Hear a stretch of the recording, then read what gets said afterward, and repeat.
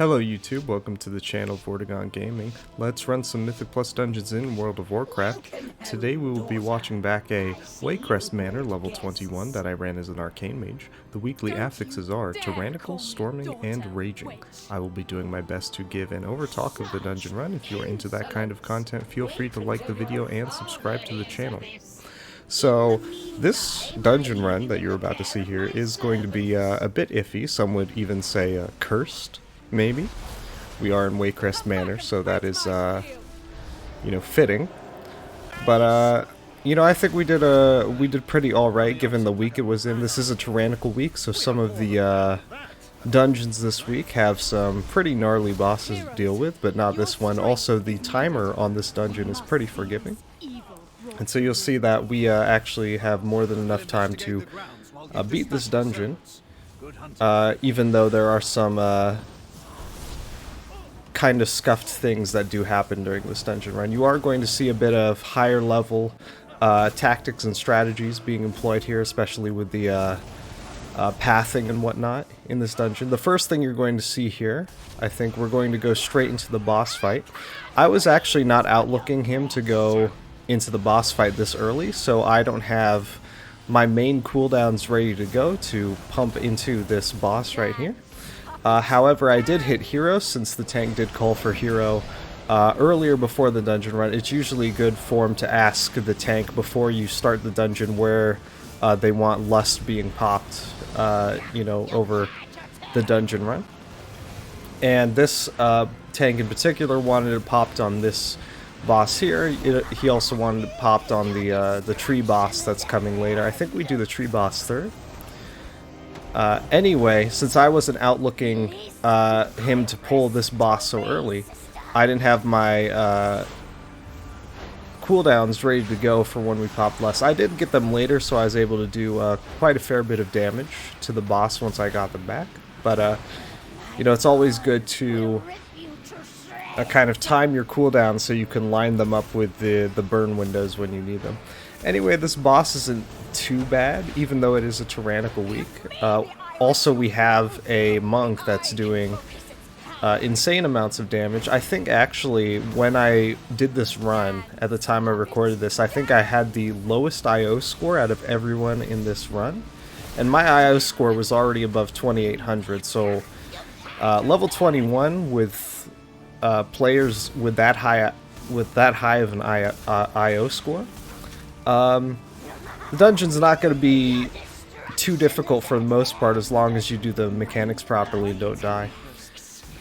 Speaking of which, we are almost done with this boss fight. And you'll see that the tank, as we're finishing up this boss fight, he's pulled the other adds from the side of the room, and this is something that you see a lot more in a higher level Mythic Plus dungeon runs, where you pull the adds or the trash mobs onto the boss that you want to kill, and then as you're killing the boss, you can also get credit toward your trash percentage. Anyway, that is the first boss down, so we're going to go ahead and give ourselves a slash cheer as we're killing off the last of these trash packs. And then we'll move on to the next part of the dungeon.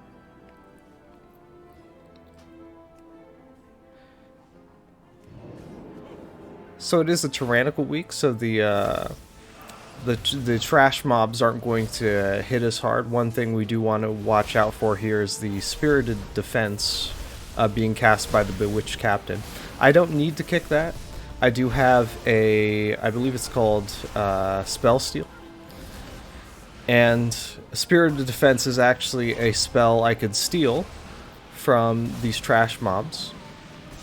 It reduces the amount of damage that you take. It's kind of like a shield in a sense. It's not a shield in like it adds extra stuff onto the health bar, but it is like it is a buff that reduces the amount of damage you take. I think kicking it is kind of like I would say more reliable thing to do. Anyway, after we deal with that pack, we don't really have to deal with the Bewitched Captains anymore, I don't think.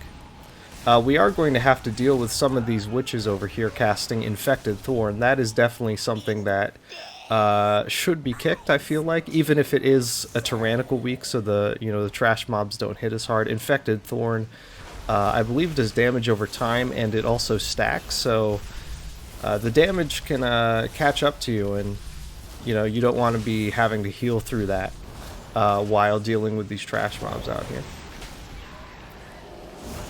I think it's around this point in the dungeon run where I think one of our paladins notices that he has like the wrong trinket on or something. So I think later in this dungeon run you're going to see him actually run out of the dungeon, and we're going to have to wait for like a minute or two. Which is kind of funny. But for right now we're just making sure we clear trash mobs. We still have quite a few minutes left on the Lust debuff. Or I guess in this case is the Time Warp debuff, since I am a mage and we have Time Warp instead of Bloodlust. But we're basically waiting for that to fall off until we get to the tree boss, since we do want to pop Bloodlust on the tree boss. And in the meantime, the tank's actually going to take us into these hallways and have us kill the trash mobs in here. And also we're going to do the chef boss before we come back to the tree boss. So it is a little bit of, I would say, unorthodox pathing. If you're typically running this dungeon on like a normal, or let's say like a time walking or something like that, you typically come out here and do the tree boss first and then go into the chef boss room. But we want to be efficient with our cooldown usage here, and also efficient with the pathing. And so the tank here, the tank has experience running higher level dungeons, since he does have a higher IO score than I do. And really that only happens if you run dungeons at a higher level than I do. So the tank here has a bit of experience with how to path through this dungeon. And so generally, I mean, if you're running dungeons, generally you do want to follow the tank and just hope that the tank knows what they're doing. Because that's really the only thing you can do. But luckily, our tank does know what they're doing quite a bit. Yeah, so it's right here that the paladin realizes that he needs to go outside and fix some things. I think we're actually going to do the boss. If I remember correctly, we do the next boss before he does that, though. So yeah, the trash mob's not that big of a deal to deal with. Basically just stun the mobs, kick them when you need to. Burn some cooldowns. I think somewhere in here I actually popped Bloodlust on myself again. I don't remember where that was exactly, but I do notice that my Time Warp is on cooldown right now, which means I must have popped it not long ago.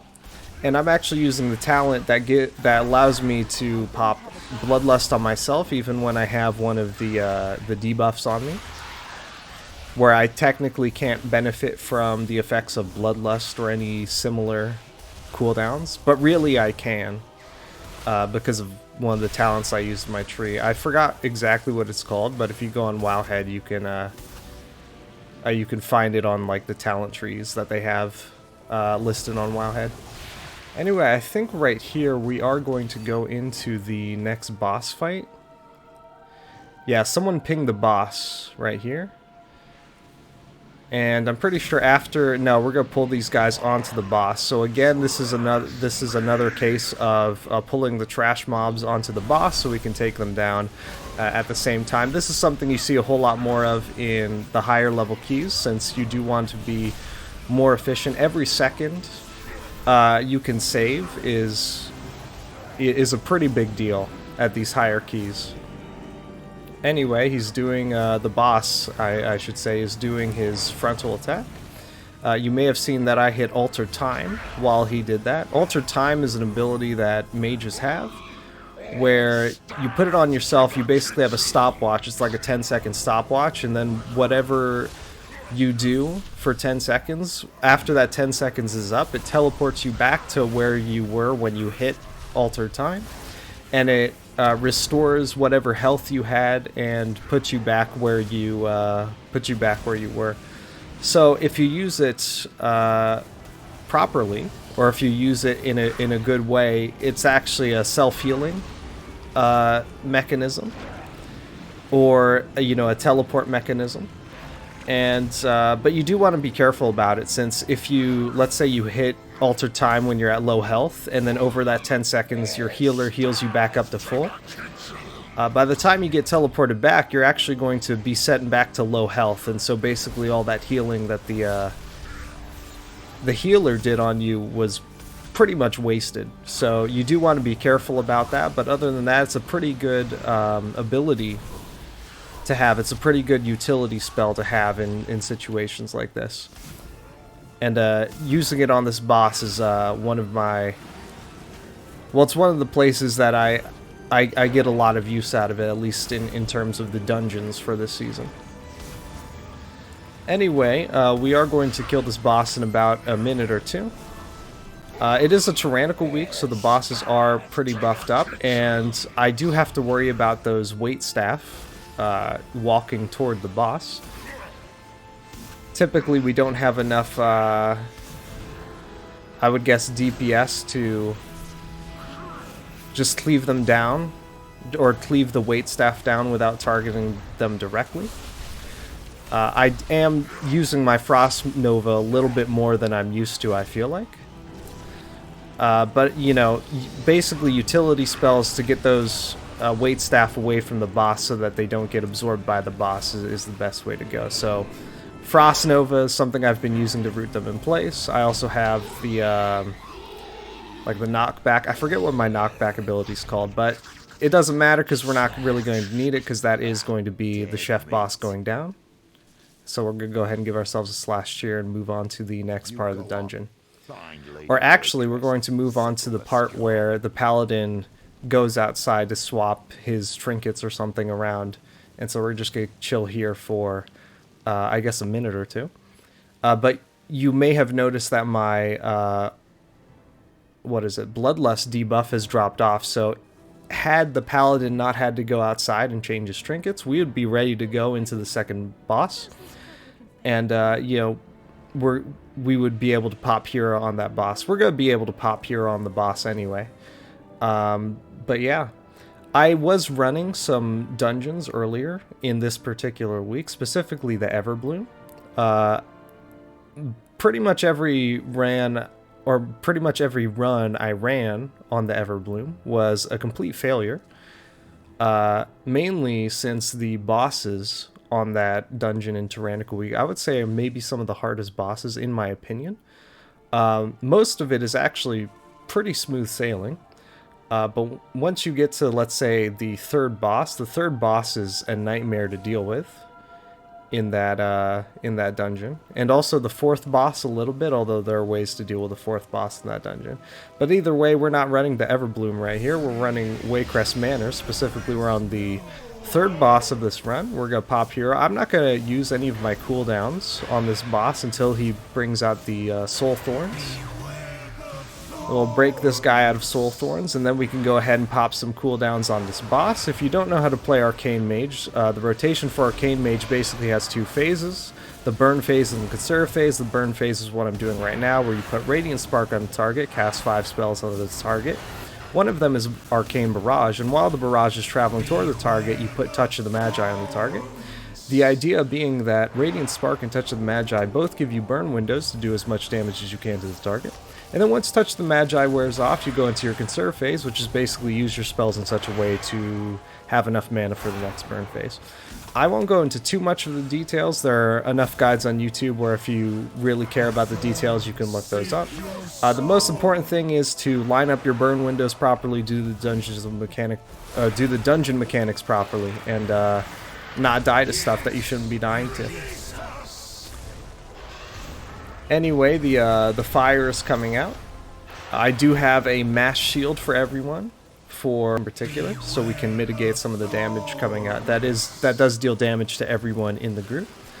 I've been hit with Soul Thorns. Luckily, my teammates are on top of that mechanic, breaking me out pretty quickly.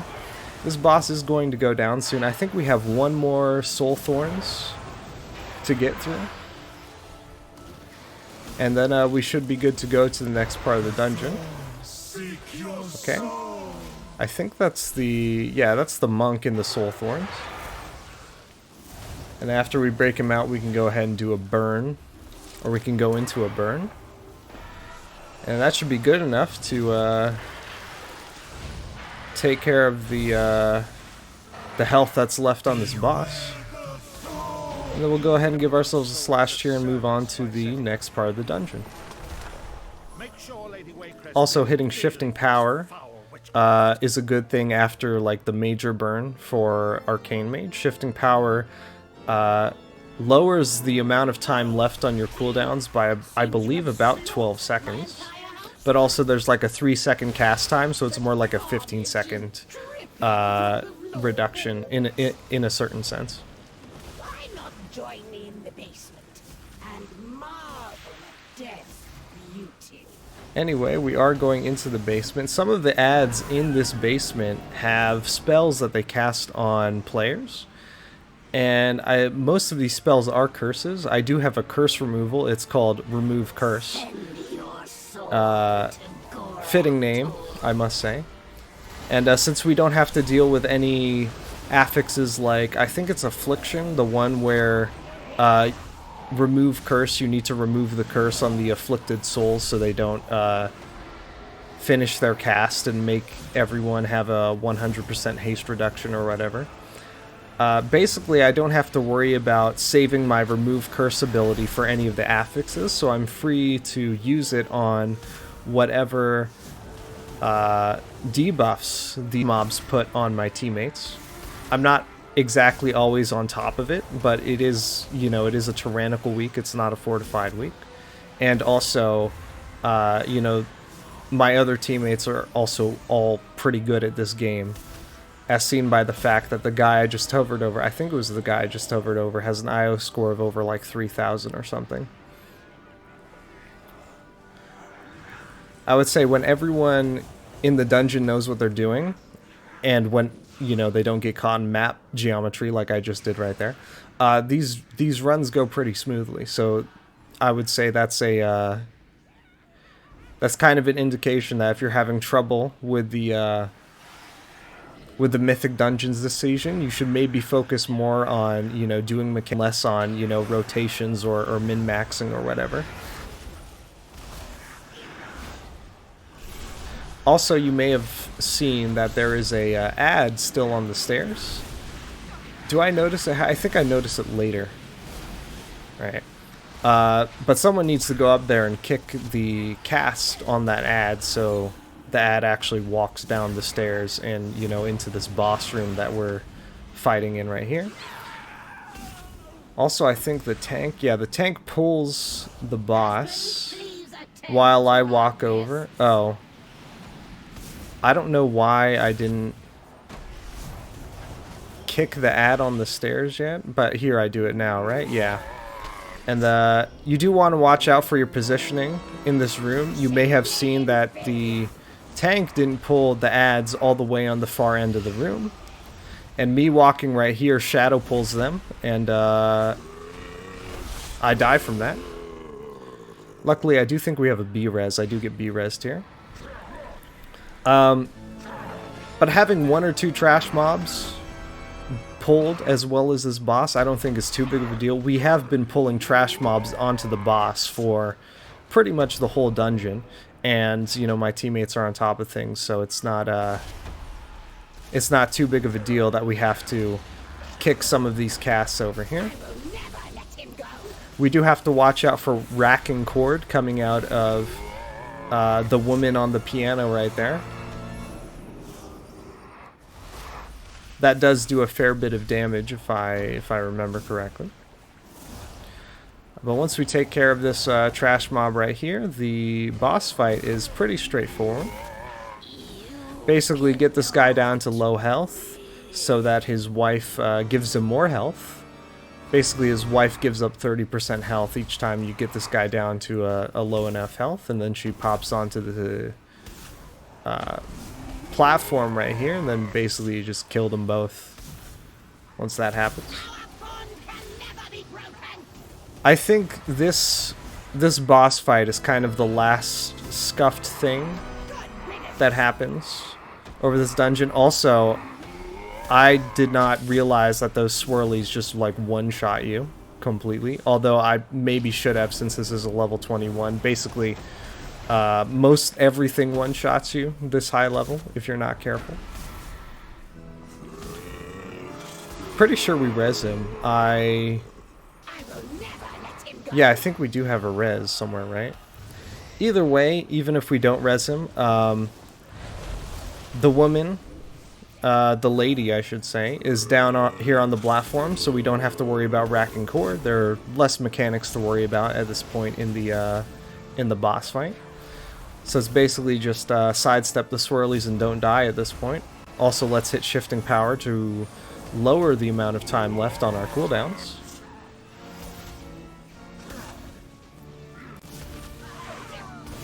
And yeah, kick racking core as well. I didn't have my kick up. My kick is called Counterspell. I still have, I think, 3 seconds left before it comes off cooldown. But Lady Waycrest is going to die before that, I think. And then we'll switch our focus to Lord Waycrest, get him down to 0 health, give ourselves a slash cheer, and move on to the last part of the dungeon. Also eat some food before we go, since I do need to reapply my buff. My food buff, I should say. The nightmare is over.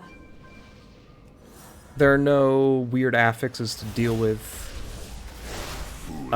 so we can just walk through. Don't have to worry about like Sanguine dropping, like blood pools dropping from Sanguine. We don't have to worry about. I guess we do have to worry about storming a little bit, but like, yeah, as long as we keep moving forward, as long as we keep walking forward through that, it's not a big deal. Anyway, here's the last boss. Basically kill ads, throw those vials on it. You just need to see where the vials drop so you can run over to them, pick them up, and then throw them on the ads. First ad is dead.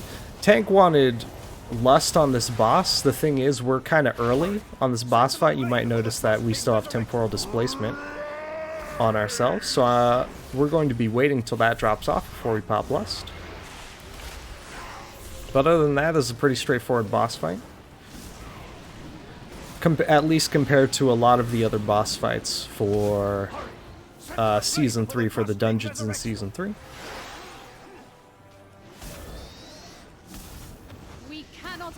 Alright. I think there was a little bit of hesitation when we go to pick this up. I wasn't sure that the healer would pick up that vial. But the important thing is that at least someone gets the vial so they can do the, you know, the mechanic properly. Anyway, Lust is about to come off cooldown. So after we take care of this, we'll go ahead and pop it.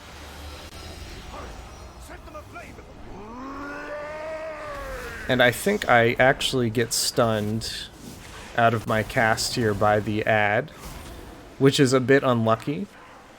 But it's not too big of a deal, since I'm not really the main guy doing yes to this boss. You'll see it's the monk, and I think the monk does a whole lot more good with the lust than I do, at least for this dungeon run. But either way, this boss pretty much is about to go down right now. And that's going to about do it here for Waycrest Manor, level 21, as an Arcane Mage. We'll give ourselves a slash cheer, thank everyone for a clean run, and even congratulate them for 2-starring the dungeon. And as always, we are an Arcane Mage, so we'll do a kindness and give everyone a portal back to the main hub of the expansion. And that's going to about do it for this run. So if you liked what you saw here, feel free to like the video and subscribe to the channel. If you'd like to see me run any other dungeons in Dragonflight Mythic Plus Season 3, let me know in a comment down below which dungeon you'd like to see me run, and I'll do my best to film a playthrough of it. Anyway, that's going to about do it for me here, so I hope you all had fun watching, and I will see you all later.